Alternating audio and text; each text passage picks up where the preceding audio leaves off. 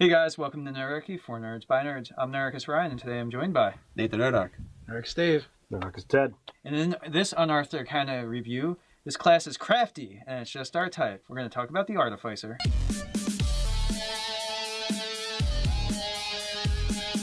Hey guys, jump down to the description below where you can sign up for Nerdarchy, the newsletter. It's a great way to get gaming tips as well as learn how to game with Nerdarchy. So it's time to delve into the Artificer. Woohoo! Eberron time! And we're talking a legit Artificer, not this pansy wizard tradition version. Yes. Or just 5 levels of it. We get a full 20 levels, boys. They went full kilter on this one. They gave us 2 different Artificer specialists. We get a gunsmith And an alchemist. and an alchemist.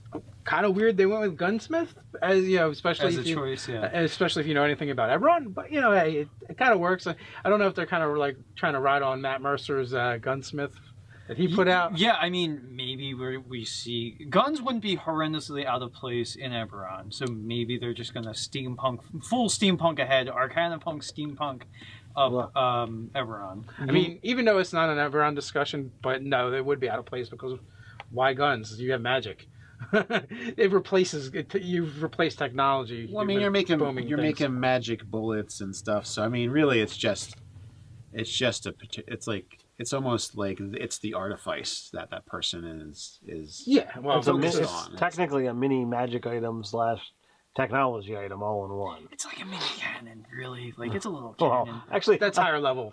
Yeah, So- it gets to be. So let's tear into this sucker, right? All right. It is very skill heavy, especially when it comes to tools. Indeed. So it's we have a die 8, so yeah, that's pretty standard for the like support roles. The good saves, you know, Constitution, Intelligence, that's kind of a biggie. Yeah, it's handy for concentrating on things. So. Proficiencies in light and medium armor, weapons, simple. And here's where it's kind of interesting with the tools. They get Thieves' Tools, makes sense. And then 2 other tools of your choice. And then for their skills, they get to choose 3. Yeah, they do get a lot of skills when you think about it. 3 tools and 3 skills. Some of them are a little weird, too, for the skill choices. For me, Deception and Religion don't... all the rest make a lot of sense, but Deception and Religion, they don't really seem like they play too into the skill set or the tropes of what an Artificer is in my head. Yeah, I'd have to... I mean, sure, it does talk about, like, evil Artificers and what they might be about, but that's not going to be the sort of norm. That's going to be like, all right, this guy's a dick, and he might have criminal background or something. But... Well, for alchemy, I could see religion because that's kind of like a you're doing sciencey chemical stuff, but you're also just like a spiritual quest in a way. You can take an acolyte background. There's a spirit component to it. Yeah. In alchemy, so I can see that, but yeah. So maybe that's why it's religion. All the other things I could see: Arcana, history, investigation, medicine. Like nature is like, you know, like maybe you're using like natural materials to figure out for your alchemical stuff. Sleight of hand, you're very dexterous, so nimble. Sure, you could palm stuff. They just needed another intelligence-based skill to throw in there. They are a partial spellcaster. They're not full spellcaster. They only get up to 4th level spells, no cantrips. They have spells known, and you know their spells. Well, I guess they are quantum spells. So they must suck, right? They must have nothing else interesting if they're not a full caster, right? Pretty much, you know. But at first level, they do get access to detect magic and identify that they can ritual cast as much as they want. Yes, I'm just joking because they get some really interesting choices. and then it gets more interesting from there. It's also one of the classes you pick your expertise, your specialty at first level. Just like the cleric. But you miss a very important step that a lot of spellcasters fail to be able to do. They don't need the 100 gold piece pearl to cast Identify. Yeah. They just do it. They are 100 gold piece pearl. So, like, I think that's an important thing that at first level they can get right into. Part of your initiation is keystring the pearl, and that's why you always have to That's how you get into the guild. Yeah. Like, I knew... They just haze you, and that's... In Dave's game, that was something that Relion had to deal with. And back when Pete was actually playing the game, he's like, all right, I can get this for you. You just have to make sure that you consider me with the magic items and stuff. So it was funny. So at second level, we see something we have not seen before, and that is a expertise that is specific and limited to tools. Yeah, tools and tools granted by this feature. So at max, you'll ever have is 3 expertise granted from this class. So also, this class gives you essentially various magic items that you get access to just because. 1, 2, 3, 4, 5 of them. Yeah. Over the course of 5 of them that you get as you level, and the idea is you're tinking away at it and making it. And eventually, by the time you reach the appropriate level, you have access to it. It's a really neat thing, and the class is kind of built around having access to magic items and being attuned to it later on. There's good and bad, in my opinion, about this. Logically, I look at this and say, okay, let's say second level, I've mastered my formula for bag of holding, and I've successfully made one. Mm-hmm. Why am I not able to say, why isn't there rules for I can spend X amount and make another one? Well, it was kind of answered in the Sage Advice, and basically the question was, what do you do if you lose it? SOL. You don't make another one. Normally that doesn't happen in classes. Normally the classes have stuff built in. Like the worst thing that can happen to somebody is like a wizard losing his spellbook. For the most part, the class stuff is built in and you can always access it. So this is an instance of some really cool benefit, but you're kind of out of luck if you... It's a class benefit that you just never get back, pretty much, if you lose it. In some ways, it's kind of like a ribbon ability, because when you're talking about, getting an item, like you could get that through the game. Mm-hmm. You don't need that as a class ability. If you have a stingy DM, but he lets you play an Artificer, yeah, that's great. You're going to get the stuff. But if you're playing in a campaign where there's stuff going on all the time, eventually you're going to be like, that ability is not so useful anymore. Yeah. I mean, you could do, too, like, where, since you're talking about the stingy DM having an effect on it, you could do a thing where you kind of get the arcane formula to be able to make these things, but it takes a ton of time and a ton of fiscal resources to do it. So it's like, you get this one for free. If you ever lose it, then it's like this exponential multiplier of time and money to be able to make another. Right, but if we're going by raw, you don't Yeah. get another one. Yeah. No matter what happens to it. If a dragon eats it, it's just gone. So there's some cool choices. As you mentioned, you get spell casting at third level, and you get spells from first through fourth, no cantrips. And you also get your Artificer special ability. But I guess we'll get into that once we get into the specific archetypes, the specialist. At fourth level, improvement, normal, but you also get infused magic. Indeed. And this is the one that allows you to put a spell into something else, and thus, here's this Cure Wounds. Oh, thank you use it when you're ready for it. That's the least interesting part of the infused magic, because you can go, here's this coin, cast enlarge on yourself when you want to. Or blur, or... You're a fighter or a barbarian, but you can't be raging. You now also hold the concentration. That is very nice. You're going to give the classes that are actually better at concentrating, more than likely, because they're not a caster. Yeah. Not counting the Artificer, because he actually has a good concentration. Yep. Saving throw. The thing I was thinking about is, like, I believe a barbarian actually can't concentrate while raging. Cause, that's what he said. Yeah. It's not while you're raging. Yeah. So that's kind of interesting. So it gives you a way to distribute your spells with concentration on them throughout the party. So it's interesting. A lot of stuff that they did with this build of the Artificer, it harkens back to the 3rd edition. Like, they did a pretty good job of updating the Artificer to what I remember from the Eberron campaign setting. The Alchemist version, either or. Like, in some ways they track pretty well from what I remember the 3rd edition Artificer doing. Yeah, I'm actually digging it. 5th level, superior attunement, and this one breaks the game. Yeah, not in a bad way, but in the sense that it's a rules exception. Yes, right. So that they get to do something else. The Rune Mage did the same thing, but it went up to 4, but it had to be specific to the rune stones, and those rune stones were pretty sweet, if you ask me. Here, you can, if you take this all the way, you get 6. Yeah, eventually. So even better, be an Artificer and get runestones. That's what I'm hearing. Yes. 6th level. This is another thing that's really cool. We actually have another video kind of based around this one coming later, and that is the Mechanical Servant. So you make something big, because it's got to be large, And we actually, in that video, I thought it was up to large, but no, it specifically says it's got to be a large creature, up to challenge rating 2, and you have your own construct. Right, and it has to be a beast. Yes. And and that was also confirmed by the designers that yes, it was intended to be large. You can't make a medium or small or tiny.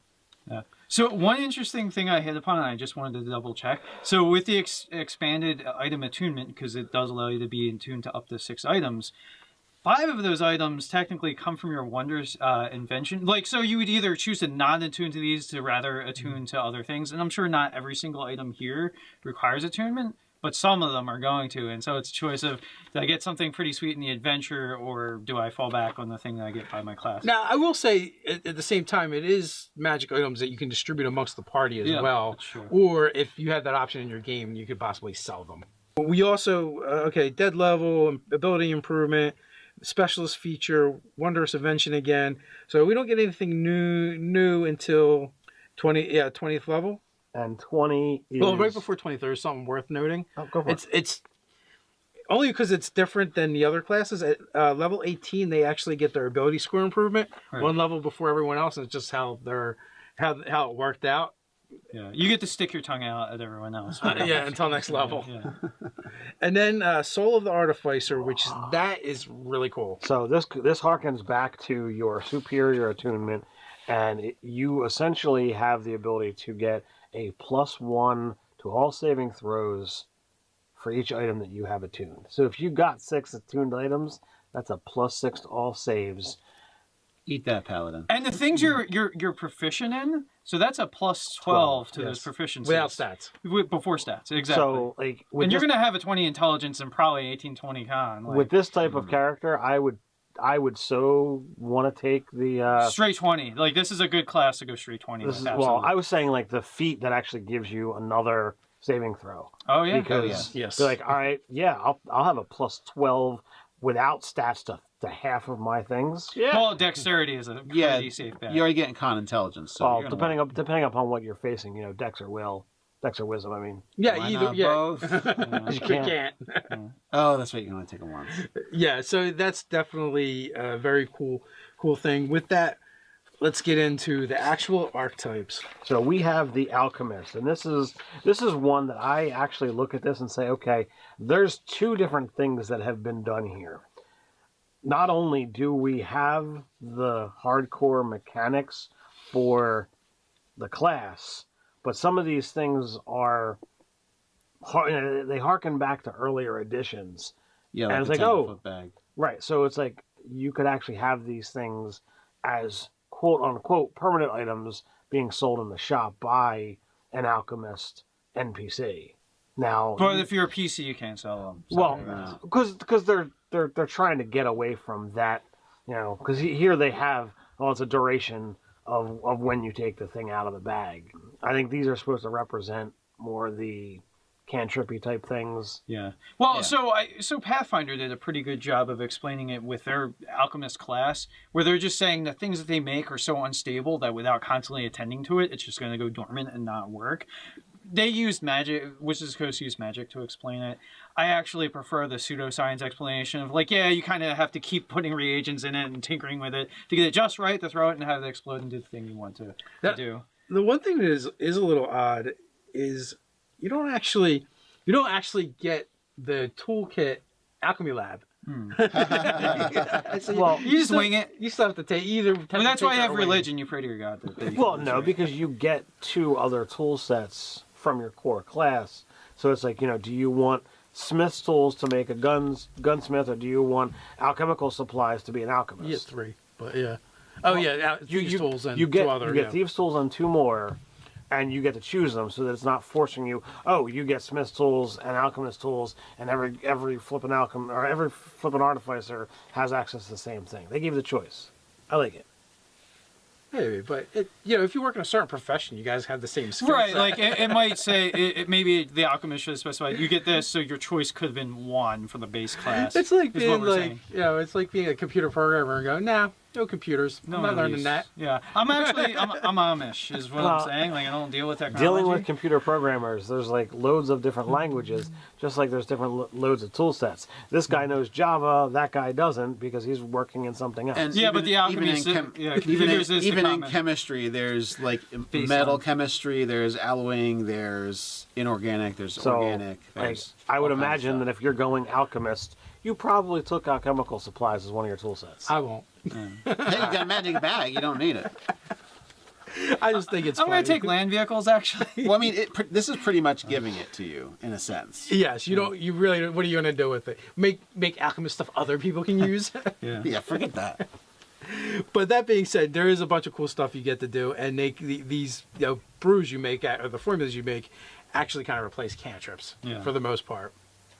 You get alchemist fire, alchemical acid, healing draw, smoke stick, swift Well, step so draw. two of them you get, and then you have choices to make. as Yeah, you go later along. on you Yeah. get more Tanglefoot bag, Thunderstone. So a lot of these we're seeing from previous editions. They've been reworked a little bit. Yeah. You know, the Alchemist Fire gives you a radius attack. The acid gives you a single target attack. Now the one bad, and then you get a bunch of things that are more miscellaneous. Yeah. Now the one problem, and buffing. The one problem with these is they do scale, and they scale really well. They're potent, but they're all pass or fail. So either you make your saving throw or you don't. So on a pass saving throw, your enemies don't take any damage. Right. So the safest one is the healing drop, because who's going to want to saving throw against getting healing? Well, there's no saving throw, but you can only drink it once per long rest. Is it per long rest? Yeah. Yeah, So you can yeah, only it's- hand out yeah. one of those. Well, you to can each. hand out as many as you want, but just one to each person. Yeah, that's essentially it. Puts a natural cap on that. And the guy ate at 19th level. Yeah, that's pretty sick. So the other minor qualm we had is Thunderstone. Like, I feel like that should force a concentration check. Like, Thunderstone of old, like, it would deafen people, so it would make it harder for them to cast spells because they can't hear the incantation they're making. So, like, maybe forcing a concentration check equal to your DC seems like a good way to go as far as that goes. I mean, deafening them until the next round would be Something. Yeah. But on the other side, the swift step draw is kind of interesting because it just increases movement for somebody, which you Like, can hand off. to a tabaxi. You hand that off to a Yes. tabaxi, and they do their double movement thing. win the relay. Win the relay. Then they can abandon the party, as you will die horribly. Yeah. But you saved the tabaxi. Thank You God. did- Yeah. They had an important message to deliver. So and basically all of their stuff is really just geared around the different formula that they get to use, and they're all pretty cool and thematic. I imagine everyone's going to take Alchemist Fire and Acid. Well, don't you automatically get those two? Yep, they're starters. Oh, they're the starters. Yep, and at third you can pick a new one, right? Yes, you get those two, and then one other choice, and then you learn an additional formula of your choice at 3rd, 9th, 14th, and 17th. So I think you get like another 6 choices or something. It's like they knew So you- everyone was going to take acid and fire. You're gonna. So they just gave it to them. Yeah, So you basically miss out on one of them. that's how it should be. Yeah. I don't know exactly. Yeah, you can't get all of them. So close. Yeah, there's 5. Yeah. Well, and that's when you create the feat where you get one. You have one you use once a day or something. That's the same thing with like the sorcerer meta magics. If like they get way less choices than there are things to take. So you're like, damn it, I have to like not take 3 or 4 of these. You can't catch them all. No. But in this case, you're only missing out on one. So Yeah, that's nice. it's way different. It's a less of a Sophie's Choice sort of situation. So that brings us to the gunsmith. Gunsmith. This is my boomstick. Or thunder cannon. It's really cool. At first level, you're forging a deadly firearm, and you're using magic and Well- knowledge of engineering and metallurgy. It's pretty neat. But before that, you gain proficiency with smith tools, and you learn mending cantrip. Yes, and mending cantrip. I always like that, but I never take it because So- I need to deal damage. Damn it. So this does give you a 4th tool proficiency. Yes. This one does. So that's a lot of expertise going around if you go gunsmith. Yep. See, and I guess that's the other thing that makes it really weird that the alchemist doesn't get Yeah. the alchemy lab. Yeah. They did not want to give you the Yeah, home that's- chemistry lab. Okay, now it's a bit peculiar because the gunsmith gets. If I made an alchemist, all he would do is make home pregnancy tests. You want to know what you're expecting? I don't think it Oh, works boy that or way. No, just home pregnancy tests, actually. Yeah. So the thunder cannon's pretty powerful in Pumpty. This is the thing that essentially is a cannon, and it really gets to Of be a thunder. cannon. It shoots a greatsword worth of damage at somebody. I believe in our character build video, we misname it and call it a boomstick. Well, no, I mean we called it a thunder cannon, but we were having fun calling it a boomstick. Yeah, I'm pretty sure I misnamed it and called it. You guys will find out later in the week. It So. it actually shoots T-shirts too. So the thunder cannon, it's interesting the fact that they made it a ranged weapon. So that means anything that affects a ranged weapon, you can use it for sharpshooter, Sneak attack. sneak attack for a rogue. Yeah. Even a single level dip. If you want to be a rogue that has a weapon That does 2d6. that does 2d6, it's not a bad dip. Yeah, although we were talking about the scalability of this, like, staying with the class damage-wise, there's lots of incentive to do that. I mean, you do one thing really well, and that's blow things up in the face. Like, that's what this class does. Yeah, what I'm saying, my thing is, like, the dip into Artificer, good. Yeah. Dipping out of Artificer, not as good. Yeah, not as great. Yeah. Well, you Yeah, have a lot of things that end at 19th level, all except that 20th level awesome ability of Artificer? Artificer. Yeah, so it wouldn't hurt your rogue at all Yeah. to take the one level dip. Going the other way, not as cool, because when you get the third level, you're going to you just add damage to your attack. Yeah. Thundermonger. You basically sneak attack all the time. Yeah, Thundermonger is pretty So the thunder cannon is great, but it doesn't have the loading property, but it says you have to use a bonus action to load it. Yeah, so So- it basically means there's no feat that's going to get you around that bonus action cost, which was a smart move because otherwise there would be a ton of ways to break this build if you were to dip out in other classes. But the stipulation of you got to use a bonus action really helps out. So it's going to be one of those things that anything that relies on a bonus action, the gunsmith is not gonna want to go in that direction. So again, you have Arcane Magazine. It's similar to the Satchel, where you're pulling your stuff from, and is there a gold piece thing that goes around with it? Yeah, if you bust it or lose it, it's 25 gold pieces to remake another one. So it's not a big deal. You're also carrying a ton of ammunition. Like, unless you're fighting, like, off a siege or something like that, you're pretty much set. Yeah, if you are fighting a siege, like, you're going to need some more ammo. You have 40 rounds, and in a short rest, you produce another 10. Yeah. Considering you essentially get one attack a round, we figured out some ways that you could get 2 attacks in 3 rounds, or 3 attacks in 2 rounds. But other than that, for the most part, you're probably not going to run out of ammo. And if you're in a siege, you have time for short rests and getting more ammo. Yeah. Other people can die on the country's behalf. I'm the done keeps. bullets. Well, Yeah. that's where you get your Thundermonger and your Blast Wave in on there. Kablam! Speaking of which, we have the Blast Wave. Oh, yeah, we have to mention the Thundermonger, which that is basically I sneak attack all the time. Yeah. And eventually you're adding 96 to your attack, so that's 11d6 At 19th level. at 19th level when you hit somebody. As your standard attack. Blam. It hurts. It hurts a lot. well, as an action. As your action. Yeah. Well, at night. They've worded this really carefully. Like, Well, in the order. reload is really a bonus action that allows you to reload rather than the reloading property. Well, And Thundermonger is an action you can make a special attack, not during your as an attack action or anything like that. Oh, that's true. You could not combine Thundermonger. You're right. You could not combine Thundermonger with multiple attacks in any way because you have to make the special attack. Yeah, Yeah, so you're so- really good at blasting one thing in under Thundermonger. that, and in order to be 19th level and as a gunsmith, you really aren't getting extra attacks. So. Yeah. Well, there's that too. Well, I mean, to take it all the way. But if you wanted to say, well, take 5 or 6 levels of any fighting class to get 2 attacks. I mean, a Bard of Lore even. I mean, a Bard of Valor will get it too as well. So I feel at third level, as far as your abilities go, you kind of peak. Like those abilities keep getting better, But you don't really do anything else. Well, you do, but here's the thing, right? I'm pretty sure that you're going to do attacks. Wait a minute, on a failed saving throw twice. Oh no, I'm absolutely wrong. I was thinking that on all the other attacks that you didn't do any damage on a pass saving throw. That is actually just the Alchemist. That's like that. That's another thing to point out on the Alchemist. A lot of his things, if you pass your saving throw, you don't take any damage. But on the Blast Wave, it is a 15-foot code, and I thought it was the same way. But apparently, you do actually do damage if they pass the saving throw. No, I'm wrong about being wrong. Yeah, it says on a failed saving throw, target takes 2d6 force damage and is put 10 feet away from you. Yeah, half damage. Like, there was that Q&A article, basically, that says if there was half damage from a successful saving throw, it would tell you. So So they excluded it on this is like the inverse save or suck. If they save, it sucks for you having spent your round.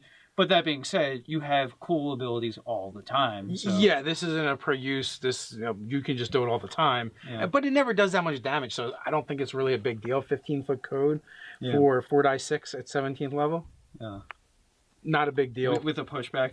Yeah, so maybe that could stand to have a half damage for it. We could look at some of the other ones here too. I think it has more to do with you get spells as well. So this is kind of, you have your Thundermonger attack, which doesn't have a save. It's just you hit them or you don't. And then you have all these excess ones that are just, use them, but you do have that. Basically, rather than hitting them, you're saying, hey, make a save to see if I've struck you with this. So it's kind of like a reverse. They've got to save rather than you trying to attack. Yes. And then on 14th level, you also have a line effect, which is basically essentially a lightning bolt. Yeah. Saving throw. And then the fireball of the bunch, starting at 17th level. Explosive round. Yes. So you can channel fiery energy into your thunder Fire engine. So you channel fiery energy into your thunder cannon. As an action, you can make a special attack with it. So that's going to get a 30-foot radius. So a nice big fireball does 48 damage if they fail their save. I like that. You gave it a little bit of a Shatner reading. Yeah. After doing that shit. So one of the things that would make these guys a little bit better is if they just had the ritual caster ability. Mm-hmm. Because they do have quite a few spells on their spell list that are rituals. Yeah. But they do not. So you have to spend spell slots to do them. On the plus side, you can always infuse items and carry them around and let your other party members use them. You could just also take ritual casters, one of your feed options. Yes, there is that. You get enough, You're not going to be using it on things like Crossbow Expert is the one where you get the reload property, right? Yes. So, I mean, don't have to worry about that one. Yeah, you just need the one that's going to give you the far shot. Sharpshooter. Yeah, you just need sharpshooter with that one. But you are definitely going to be taking the one for that extra save. Yeah, that's definitely a good one. If you think your game's going to go that long. That's true. But Resistance and sharpshooter, those two, then stat bumps, or maybe ritual caster if you want. I would say that, as an artificer, you're definitely going to benefit from being able to free up your slots by... Well, I mean, also, if you have another caster in your party who has a ready stable of rituals, then, it depends what the mix is. If you're the only caster, ritual caster is smart. Otherwise, you could be straight up artillery. Well, I'm just looking at all the spells they do get access to as far as being able to hand out tokens to the other players. Be like, here, use this when you want to. Mm-hmm. Yeah. And that's the other thing with this caster, right? They have those other things that they can do, but they don't actually have to cast during combat if they don't want to. Because they could have basically did all their casting and be like, all right, guys, here's your stuff. You use your action. As far as action economy, Yeah, if everyone can activate like a Shield of Faith or a Blur and haste and all that kind of stuff, and you can just do your own thing, like Stone Skin. That being said, as far as action economy is concerned, a fighter who gets extra attack or any warrior character, they're missing out the ability to make those attacks by expending their action. So it's a hard game. So someone's still paying for the action. Yeah. But if you're going to buff the party during a tough fight or something, everyone can buff themselves. Or you only have one round. You hand it all out before. All right, we're ready to do this ambush. We do it now. We all break the glow stick, and then we go. And besides, it's like, I'm a gunsmith. I ain't got time for that. I'm gonna go. I'm still gonna go Thundermonger or something. I'm gonna do 11 dice 6. I ain't got time for casting spells.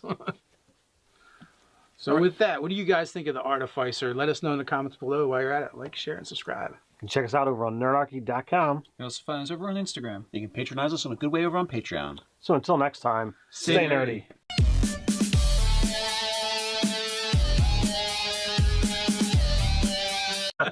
So, I think that's an important thing that at first level they can get right into. Part of your initiation is keystring and pro, and that's why you always have to. That's how you get into the guild. Yeah. I knew. And they just haze you, and that's in Dave's game. That was something that Relion had to deal with. And back when Pete was actually playing the game, he's like, "All right, I can get this for you. You just have to make sure that." You consider me with the magic items and stuff. So it was funny. So at second level, we see something we have not seen before, and that is a expertise that is specific and limited to tools. Yeah, tools and tools granted by this feature. So at max, you'll ever have is 3 expertise granted from this class. So also, this class gives you essentially various magic items that you get access to just because. 1, 2, 3, 4, 5 of them. Yeah. Over the course of 5 of them that you get as you level, and the idea is you're tinking away at it and making it. And eventually, by the time you reach the appropriate level, you have access to it. It's a really neat thing. And the full steampunk ahead, Arcana punk steampunk of Eberron. I mean, even though it's not an Eberron discussion, but no, it would be out of place because why guns? You have magic. You've replaced technology. Well, I mean, you're making magic bullets and stuff. So I mean, really, it's almost like it's the artifice that person is. Yeah, well, it's technically a mini magic item / technology item all in one. It's like a mini cannon, really. Like it's a little Well, cannon. actually, that's higher level. Yeah, So- it gets to be. So let's tear into this sucker, right? All right. It is very skill heavy, especially when it comes to tools. Indeed. So it's we have a die 8, so yeah, that's pretty standard for the support roles. The good saves, Constitution, Intelligence, that's kind of a biggie. Yeah, it's handy for concentrating on things. So. Proficiencies in light and medium armor, weapons, simple. And here's where it's kind of interesting with the tools. They get Thieves' Tools. Hey guys, welcome to Nerdarchy, for Nerds by Nerds. I'm Nerdarchy Ryan, and today I'm joined by Nathan Nerdarch. Eric Stave. Nerdarchy Ted. And in this Unearthed Arcana review, this class is crafty, and it's just our type. We're going to talk about the Artificer.